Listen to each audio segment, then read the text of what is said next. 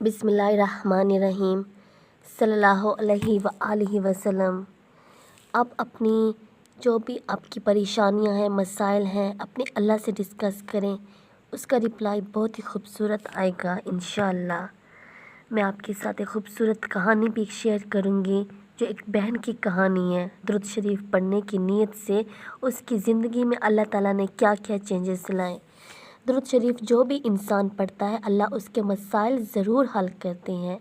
Time लगता है, कभी कभी इनके कोई गुनाह होते हैं या कोई आजमाइश होती है अल्लाह की तरफ से, लेकिन अल्लाह ताला अपने बंदों को अकेला कभी नहीं छोड़ते।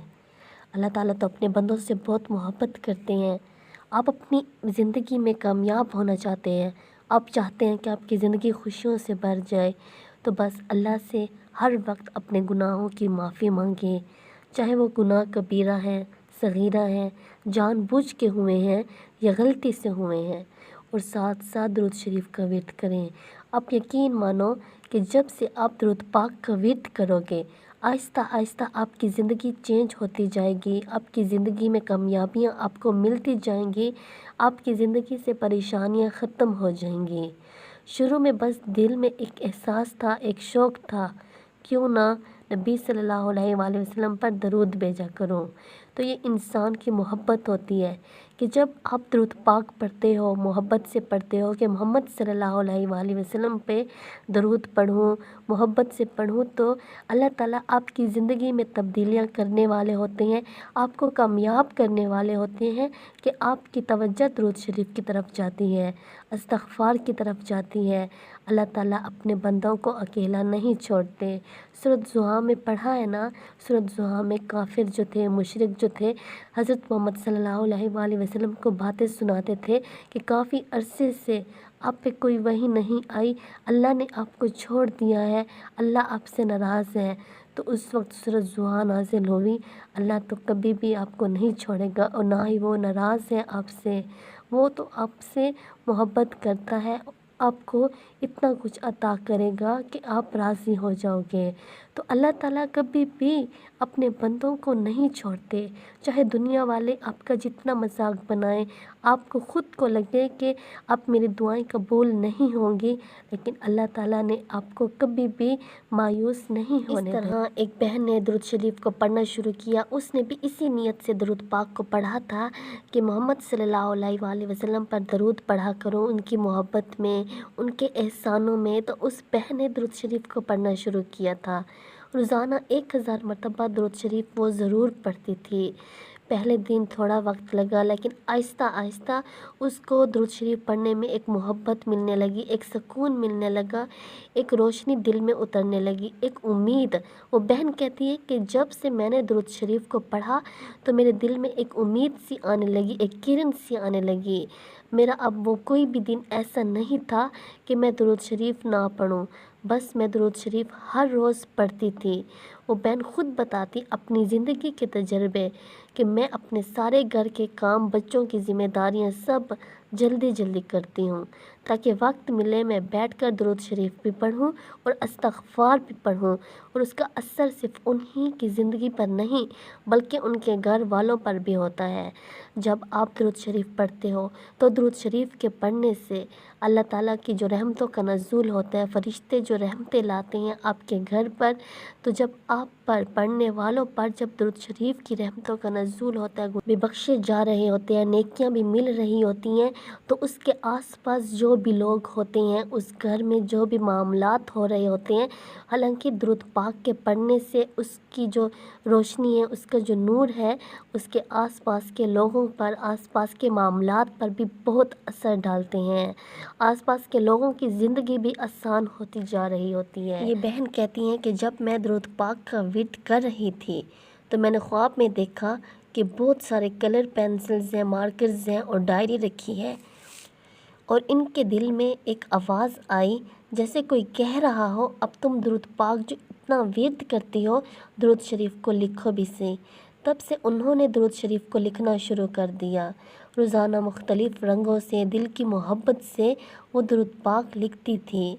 कहती हैं जब भी लिखती हूँ दिल में ऐसा सुकून उतरता है जैसे जन्नत की हवा चल रही हो। آج وہ ہزاروں مرتبہ درود شریف لکھ چکی ہے۔ پھر ایک اور خواب میں انہوں نے دیکھا کہ ایک بالٹی رکھی ہے جس میں بہت زیادہ نور ہے اور آواز آتی ہے کہ یہ درود شریف کا نور ہے۔ وہ کہتی ہیں کہ اس خواب کے بعد دل کا یقین اور بھی زیادہ بڑھ گیا اور میں درود پاک کو کثرت کے ساتھ پڑھنے لگی، درود شریف کو اور بھی زیادہ محبت کے ساتھ پڑھنے لگی۔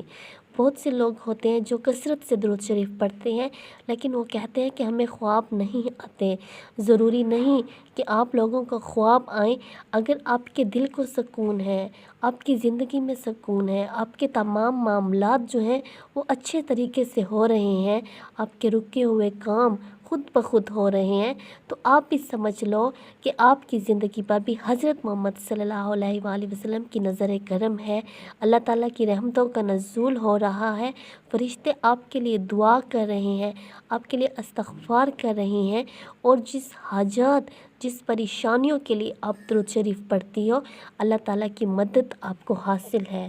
تو آپ پریشان نہ ہوں اور درود شریف کو کسی بھی حالت میں پڑھنا نہ چھوڑیں۔ ان کی والدہ کو بھی خواب میں محمد صلی اللہ علیہ وآلہ وسلم کی زیارت نصیب ہوئی اور کہتی ہیں کہ حضرت عائشہ صدیق رضی اللہ عنہ کو بھی دیکھا۔ وہ یہ بھی بتاتی ہیں کہ چہرے پر اتنا نور تھا، اتنی روشنی تھی کہ میں بیان بھی نہیں کر سکتی۔ یہ سب درود شریف کی برکتیں ہیں۔ درود شریف کے ہی وجہ سے ہماری زندگی میں کامیابیاں آئیں، ہماری پریشانیاں ختم ہوئیں، اور اللہ تعالیٰ نے ہمیں خواب کے ذریعے درود پاک کی برکات بتا دیں۔ ایک اور خواب میں انہیں اہل بیت اطہار کی قبر مبارک دکھائی گئی۔ بی بی زینب، امام زین العابدین حسین کی رضی اللہ عنہ، اور آواز آتی ہے یہ اہل بیت ہیں۔ وہ کہتی ہیں کہ میری آنکھ کھلی تو پورا جسم کانپ رہا تھا، اتنا نور، اتنی روشنی، اتنا سکون۔ پھر ان کے بیٹے نے بھی خواب دیکھا کہ وہ ہوائی جہاز میں بیٹھے ہیں اور خانہ کعبہ جا رہے ہیں۔ خانہ کعبہ چمک رہا ہے جیسے پورا آسمان نور سے بھر گیا ہے۔ یہ کیسا اطمینان دینے والا خواب تھا، گویا اللہ تعالیٰ نے ان کے گھر کو اپنی رحمتوں سے بھر دیا تھا۔ اس دوران انہوں نے دیکھا کہ گھر میں درود شریف کی محفل ہے، ہر طرف نور ہی نور ہے، اللہ کی رحمتوں کا نزول ہے۔ بس اس بہن نے درود شریف کو محبت سے پڑھا تو درود پاک کے پڑھنے سے ان کی زندگی میں آسانیاں آ گئیں اور ان کی زندگی میں جو جتنی بھی پریشانیاں تھیں وہ ختم ہو گئی۔ درود پاک جو ہے نا، یہ دل کا نور ہے، یہ روح کی غذا ہے۔ جب کوئی دل مایوس ہو چکا ہو، جب کوئی انسان پریشان ہو چکا ہو اپنی زندگی سے، تو وہ درود شریف کی طرف آئے، استغفار کی طرف آئے، اپنے مقاصد کو سامنے نہ بھی رکھیں، صرف اللہ سے دعا مانگیں، تو دیکھو اللہ آپ کی زندگیوں کو کیسے تبدیل کرتے ہیں، آپ کے ناممکن کام کو کیسے ممکن کرتے ہیں۔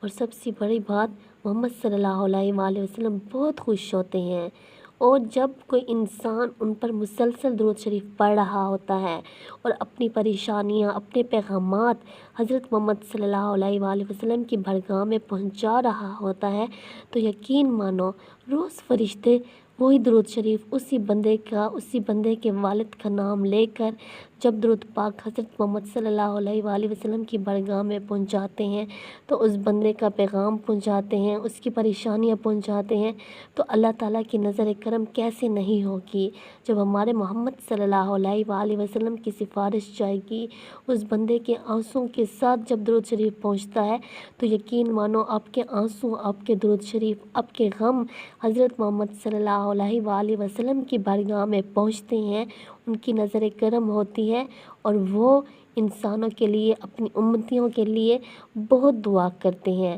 تو درود شریف کو پڑھتے وقت آپ مایوس نہ ہو، بے شک وقت لگتا ہے، اپنے اچھے وقت کا انتظار کریں۔